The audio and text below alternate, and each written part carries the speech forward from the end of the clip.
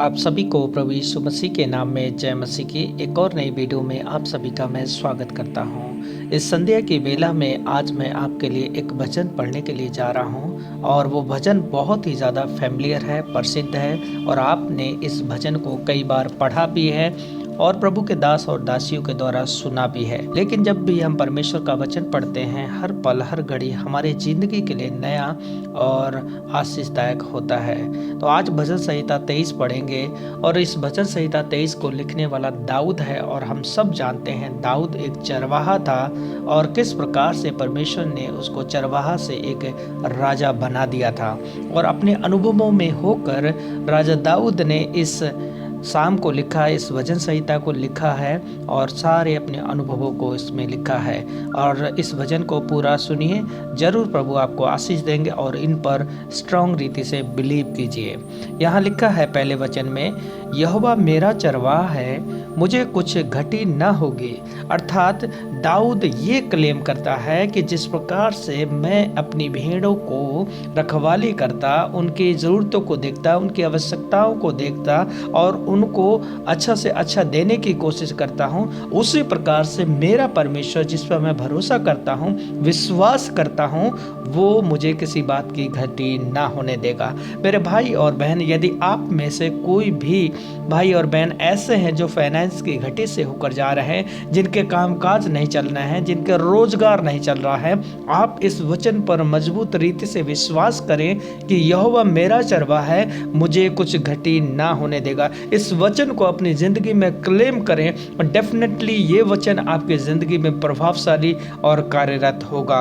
प्रभु के इस वचन पर विश्वास करें। दूसरा वचन इस प्रकार से कहता है, वह मुझे हरी हरी चराइयों में बैठाता है, वह मुझे सुखदायी जल के झरने के पास ले चलता है। दाऊद जानता था कि जिस प्रकार से मैं अपनी भेड़ों को जब भी घर से निकलता तो मेरे मन में यही विचार रहता कि कहाँ पर हरी हरी हरियाली घास मिलेगी और मेरी भेड़ों को अच्छा से वो तृप्त हो पाएंगे और अच्छा से वो खा पी पाएंगे और अपने जीवन में वो तंदुरुस्त हो पाएंगे।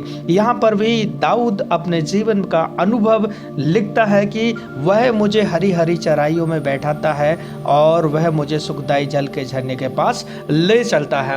हमेशा एक चरवाहा अपनी भेड़ों को किसी बंजर या सूखी जगह में ले जाकर नहीं छोड़ता है, वो बेस्ट से बेस्ट जगह अपनी भेड़ों के लिए देखता है ताकि उसकी भेड़ें अच्छा से चर सकें और अपने जीवन में तंदुरुस्त हो सकें। वही अनुभव को और एक्सपीरियंस को दाऊद ने यहाँ पर लिखा है कि वह मुझको हरी हरी चराइयों में बैठाता है और सुखदायी जल के झरने के पास ले चलता है। याद रखना, आपके ड्राई जगह से, सूखेपन से प्रभु परमेश्वर ही आपकी जिंदगी में हरियाली ले सकता है और ला सकता है और आपको दे सकता है। तो इस वचन पर भी आप मजबूती से विश्वास करें कि वो मुझे हरी हरी चराइयों में ले जाएगा और सुखदायी जल के झरनों के पास ले चलेगा।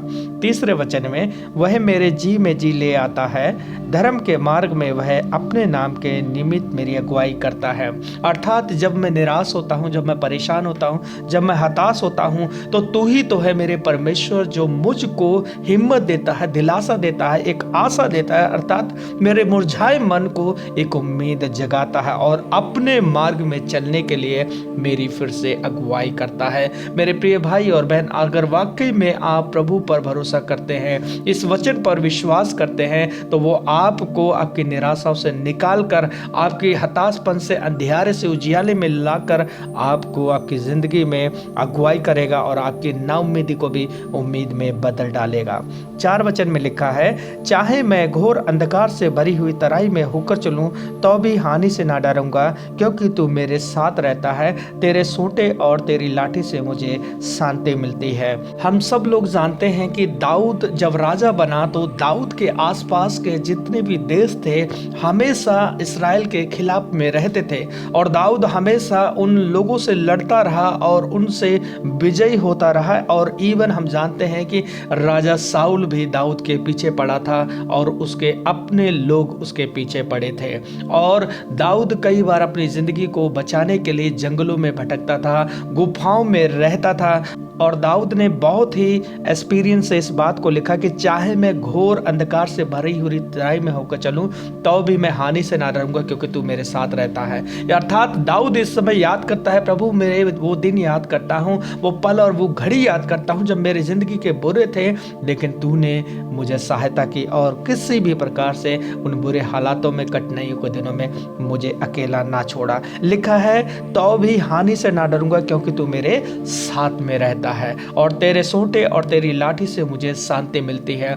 हम सब जानते हैं कि दाऊद ने बत्शेबा के साथ पाप किया था और उस पाप के कारण उसको सजा भी परमेश्वर ने दिया था, लेकिन दाऊद ने पश्चाताप किया और परमेश्वर के साथ फिर से वही रिश्ता बिल्ड किया और वही रिश्ता कायम किया। तो लिखा है यहाँ पर कि तेरे सोटे और तेरी लाठी से मुझे शांति मिलती। अर्थात जब भी भेड़ें गलत चलती हैं, उल्टी सीधे चलती हैं, तो चरवाहे का हक होता है कि भेड़ों को सीधा करें। यहाँ दाऊद बहुत अच्छी रीति से अपने आप को उस जगह में, उस भेड़ की जगह में रखता है कि तेरे सोंटे और लाठी से मुझे शांति और तसल्ली मिलती है।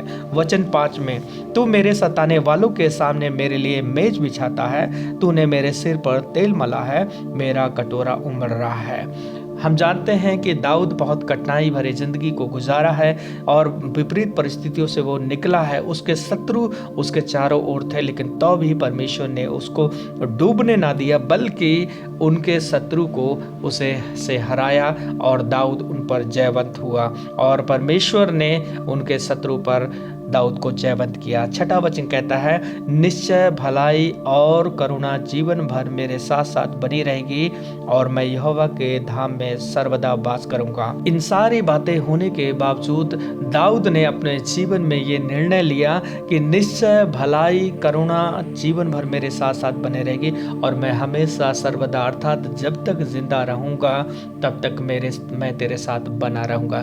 मेरे भाई और बहन, आज दाऊद के समान एक निर्णय को लें। प्रभु, जब तक आप मुझे जिंदगी देंगे, जब तक आप मुझे सांसें देंगे और इस पृथ्वी पर जिंदा रखेंगे, तब तक मैं तेरे साथ बनी रहूंगी। चाहे परिस्थितियां कैसी आ जाए, चाहे हालात कैसे आ जाए, जो परमेश्वर दाऊद को कभी भी ना छोड़ा, उनके बुरी परिस्थितियों में, बुरे हालातों में, वो परमेश्वर आपको कभी ना छोड़ेगा। जो परमेश्वर दाऊद की हर एक कमी और घटी को पूरा किया, वो आपकी कमी घटी को पूरा करेगा। इस भजन संहिता को आप क्लेम करें। यदि आप में फाइनेंस की दिक्कत है, आपके रोजगार नहीं चल रहे हैं, यदि आपके कोई काम धंधे नहीं मिल रहे हैं, इस वचन को क्लेम करें कि यहोवा मेरा चरवा है, मुझे कुछ घटी ना होगी। यह वचन आपको हिम्मत देगा, आपको दिलासा देगा और आपको आगे बढ़ने के लिए आपको बूस्ट करेगा और आपको प्रेरणा देगा। परमेश्वर इस वचन के द्वारा आप सभी को बहुत आशीष दे।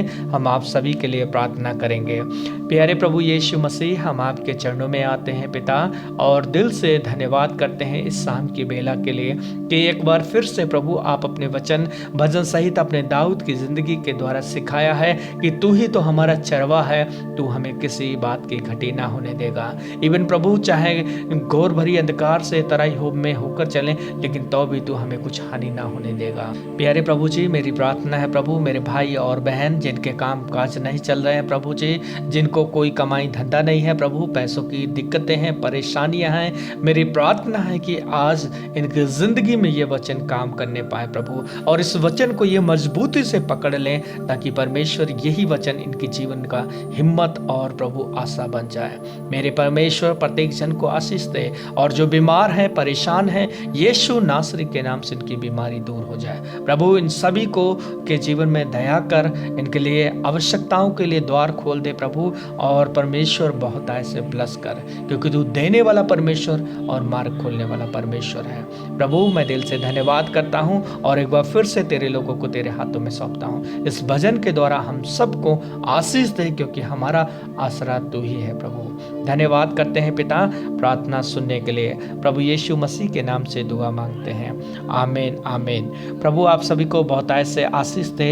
इसी प्रकार की वीडियो देखने के लिए आप हमारे चैनल के साथ बने रहें। मिलेंगे अगली नई वीडियो में नए टॉपिक के साथ। तब तक के लिए आप अपना ढेर सारा ख्याल रखें। प्रभु आशीष दें। जय मसीह की।